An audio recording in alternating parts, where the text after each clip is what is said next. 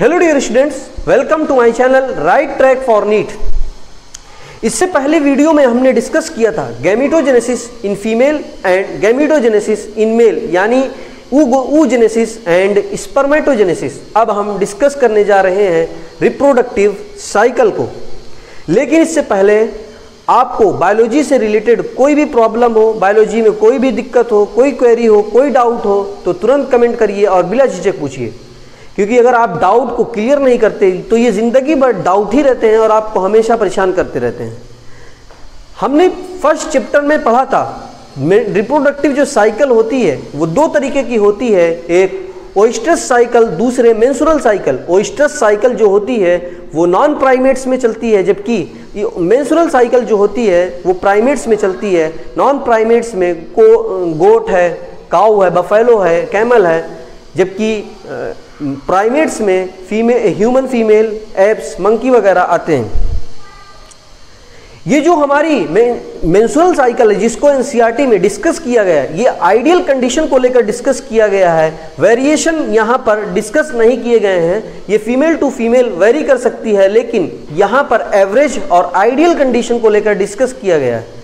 ये जो हमारी मेंस्ट्रुअल साइकिल होती है ये 28 टू 29 डेज की होती है।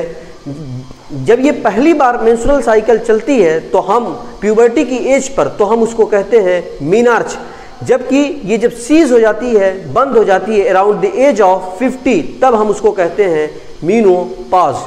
ये मीनोपॉज होती है, ये वेरी कर सकती है, इसलिए मैंने पहले ही कह दिया, लेकिन एवरेज ही डिस्कस किया गया है एनसीईआरटी में। ये जो मेंस्ट्रुअल साइकिल होती है हम लोग इसको तीन उसमें स्टेप में डिवाइड कर देते हैं। एक मेंस्ट्रुअल फेज, दूसरे फॉलिकुलर फेज, तीसरे ल्यूटियल फेज। जो हमारा मेंस्ट्रुअल फेज होता है जो 3 से 5 दिन का होता है, जिसमें मेंस्ट्रुअल फ्लो होता है, ब्लड का फ्लो होता है। ये ब्लड का फ्लो, मेंस्ट्रुअल फ्लो क्यों होता है? दरअसल इंडोमेट्रियम वाली जो लाइनिंग होती है, इंडोमेट्रियम वाली जो लाइनिंग होती है यूट्रस के अंदर, सबसे अंदर वाली जो लेयर होती है, वो जब हमारा एग फर्टिलाइज नहीं होता तो वो टूट फूट कर ब्लड वेसल्स के साथ वेजाइनल ओपनिंग से बाहर आ जाती है, जिसको हम लोग बोलते हैं मेंस्ट्रुअल फ्लो। ये 3 से 5 दिन तक रह सकता है, इसमें भी वेरिएशन हो सकता है। लेकिन अगर हमारा एग फर्टिलाइज हो गया, ओव्यूलेशन के बाद हमारा एग अगर फर्टिलाइज हो गया तो कोई भी मेंस्ट्रुअल साइकिल नहीं चलती। इससे ये भी मतलब निकाला जा सकता है कि मेंस्ट्रुअल साइकिल अगर नहीं चलती तो ये इंडिकेशन है प्रेगनेंसी का। लेकिन ये कोई भी ज़रूरी नहीं है कि हर बार अगर मेंस्ट्रुअल साइकिल नहीं चलती है तो ये इंडिकेशन प्रेगनेंसी ही का है। कभी कभी पुअर हेल्थ की वजह से भी मेंस्ट्रुअल साइकिल बंद हो सकती है, टाइम से ना आए, ये पुअर हेल्थ की वजह से हो सकता है। स्ट्रेस कोई लेता है, कोई बहुत ज़्यादा टेंशन लेता है तो उसकी वजह से भी मेंस्ट्रुअल साइकिल इरेगुलर हो जाती है। तो इसलिए कभी भी हर बार ये इंडिकेशन नहीं हो सकता कि ये प्रेगनेंसी ही है, उसमें पुअर हेल्थ भी हो सकती है, स्ट्रेस भी हो सकता है।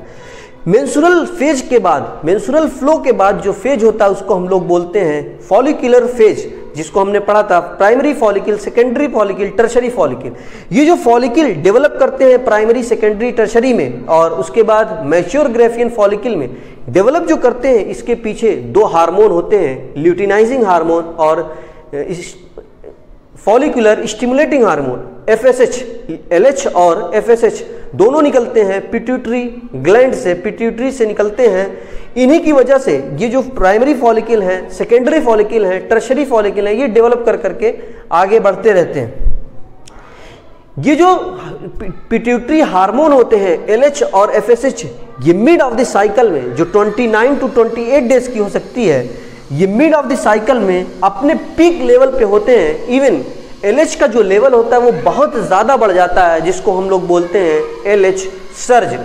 जब LH सर्ज होता है मिड ऑफ द साइकिल पे, तब हमारी ये जो मैच्योर ग्रेफियन फॉलिकल जिसको हमने oogenesis में देखा था, मैच्योर ग्रेफियन फॉलिकल रप्चर करती है और हमारी सेकेंडरी oocyte या एग या ओवम बाहर आ जाता है।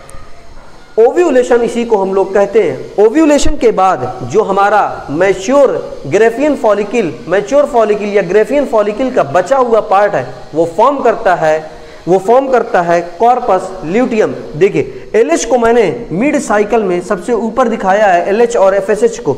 ये जो कॉर्पस ल्यूटियम वाला पार्ट होता है, जो ग्रेफियन फॉलिकल का बचा हुआ पार्ट होता है, कॉर्पस ल्यूटियम से एक हार्मोन निकलता है जिसको हम लोग बोलते हैं प्रोजेस्टेरॉन।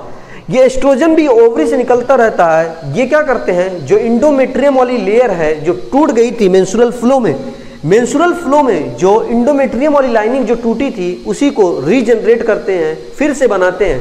दरअसल इंडोमेट्रियम वाली जो लाइनिंग होती है वो फर्टिलाइज एग के एम्बेडेड करने के लिए, इम्प्लांटेशन करने के लिए ज़रूरी होती है। लेकिन अगर हमारा एग फर्टिलाइज नहीं हुआ ओव्यूलेशन के बाद, भले से इंडोमेट्रियम वाली लाइनिंग रीजनरेट हो चुकी हैं, बन चुकी हैं, तो फिर क्या होगा, फिर से जब एग फर्टिलाइज नहीं होगा तो फिर से सबका लेवल घटने लगेगा और हमारा menstrual flow next cycle start हो जाएगी और ऐसे ही इवेंट्स चलती रहती हैं।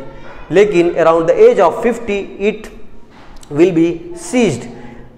50 की एज पर ये बंद हो जाती है। ये भी वेरी करता है फीमेल टू फीमेल, लेकिन आइडियल एवरेज कंडीशन में 50 माना जाता है। अब मेंस्ट्रुअल साइकिल के पूरे इवेंट्स को हम इस ग्राफ की हेल्प से देखते हैं।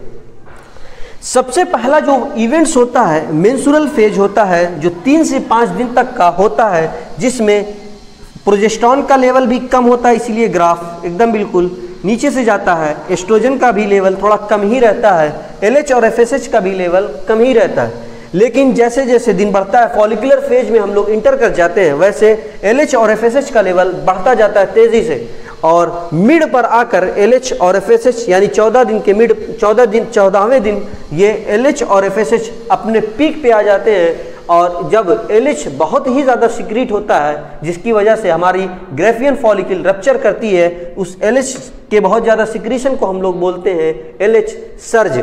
ओव्यूलेशन के बाद जो बचा हुआ ग्रेफियन फॉलिकल का पार्ट है, उससे बनता हमारा कॉर्पस ल्यूटियम, जिससे सिक्रीट होता है प्रोजेस्टेरॉन।